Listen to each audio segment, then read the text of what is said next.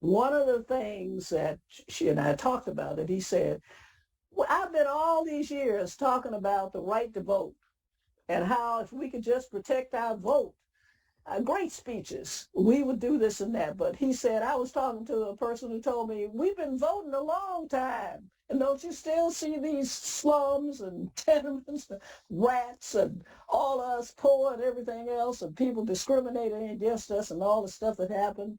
And so one of the things that has happened to us as a people that we had to add the vote to direct action. What we knew that in Montgomery, we didn't vote our way into desegregating the buses. We're not going to vote our way into getting reparations. If we sit around and think that if we vote for certain people, they're going to pass HR 40, they're going to do all this stuff because we voted. No, you have to have, and that book that you're talking about, Where Do We Go From Here? Chaos Community, was part of the blueprint for the Poor People's March and for the economic struggle, which Martin Luther King added to that. I had despair because we have gotten so caught up in letting people tell us that all we need to do is vote for a certain party. I'm not going to name it. I'm an independent myself. That all we need to do is do that, and then everything's going to be all right. I remember going to meetings where people told us, if we just get Trump out of there, we'll be fine. That's all we got to do, voting and not doing anything else, and nobody else doing anything else. That's why direct action is important, and Martin Luther King understood that. And in Chaos or Community, Where Do We Go From Here? He gives us a blueprint. People say to me, well, Biden's a good man, and we don't even care if when he speaks, he says stuff that's not on the teleprompter. Well, whatever it is, because, we don't care. He beat Trump. And as long as they can keep waving the flag of Trump, we're supposed to go and vote without even asking them what they're going to do for us or what they did the last time, what's going to do. That's all we got to do is wave that flag. Well, I have to tell you that it wasn't just Obama.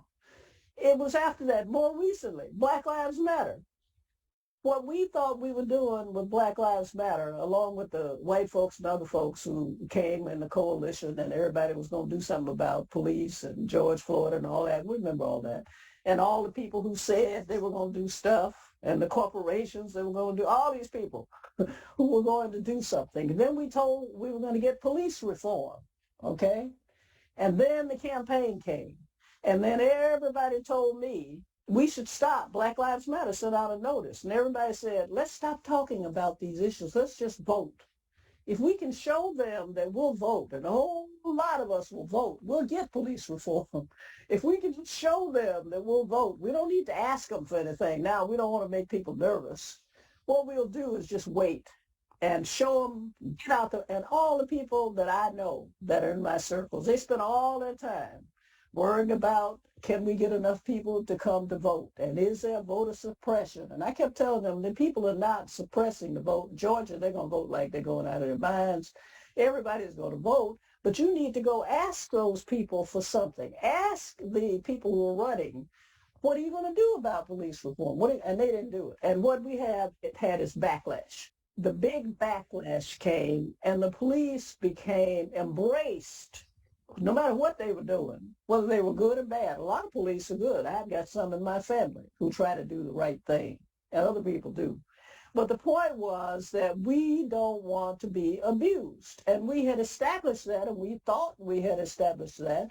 And then I get some people coming to me who've been my students at Penn, who are now in politics, saying, we need to pass something to help the police, to give them more money, to do things that happen because, there's a backlash. People are concerned about crime.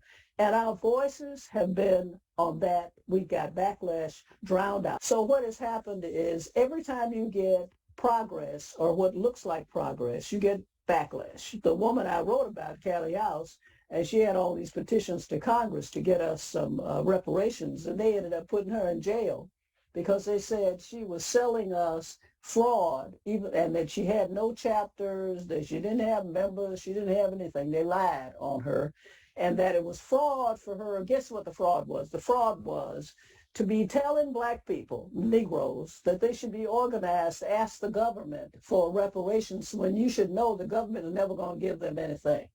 And that's fraud. So you shouldn't be telling them. They should be organizing, trying to get something. And the last point on that is a friend I know who's a big lobbyist. When I told him that, he said, doggone it, that's what I get paid to do.